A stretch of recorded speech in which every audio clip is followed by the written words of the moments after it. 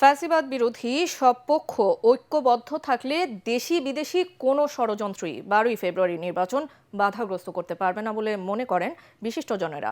রাজধানীর কারওয়ান বাজারে এটিএন বাংলার প্রধান কার্যালয়ে সপ্তাহব্যাপী নির্বাচনী বিতর্ক প্রতিযোগিতা উপলক্ষে সংবাদ সম্মেলনে একথা বলেন তারা। ডিবেট ফর ডেমোক্রেসির চেয়ারম্যান হাসান আহমেদ চৌধুরী কিরণ জানান, আগামীকাল থেকে শুরু হওয়া এই বিতর্ক উৎসবে অংশ নেবে দেশের খ্যাতনামা শিক্ষা প্রতিষ্ঠানের বিতার্কিকরা। মিজান শাহজাহানের রিপোর্ট। জ্ঞান ভিত্তিক ও গণতান্ত্রিক সমাজ প্রতিষ্ঠায় 2.5 দশকেরও বেশি সময় ধরে বিতর্ক প্রতিযোগিতার আয়োজন করছে ডিবেট ফর ডেমোক্রেসি। আসন্ন গণভোট ও জাতীয় সংসদ নির্বাচন উপলক্ষে এবার আয়োজন করতে যাচ্ছে নির্বাচনী বিতর্ক প্রতিযোগিতা। আয়োজনের বিষয়বস্তু সম্পর্কে বিস্তারিত জানাতে এই সংবাদ সম্মেলন।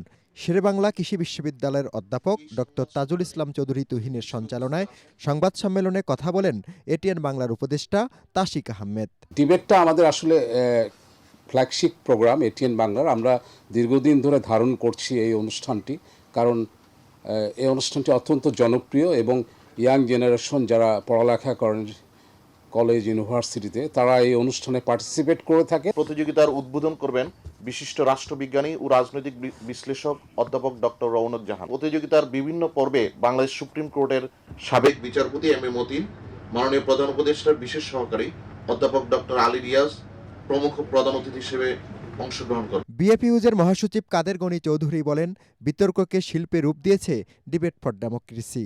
রাষ্ট্রকাঠামো বিনির্মাণে বিতর্কের অবদান অনস্বীকার্য বলে অভিমত যমুনা টিভির সিইও ফাহিম আহমেদের। বিতর্ক করতে গিয়ে কখনো কখনো কুতর্ক আমাদের সমাজে আমরা দেখতে পাই।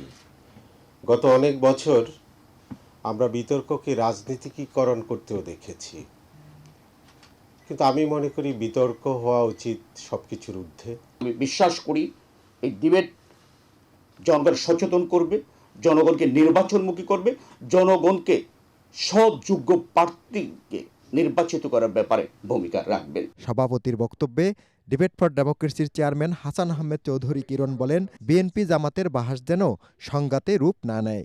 বিএনপি জামাতে যে বাহাস দেখতে পাই, নির্বাচনের মধ্যে বাহাস থাকবেই, তবে এই বাহাস যাতে কোনো কারণে শত্রুতায় পরিণত না হয়, এই বাহাস যাতে কোনো রকম দ্বন্দ্বে পরিণত না হয়।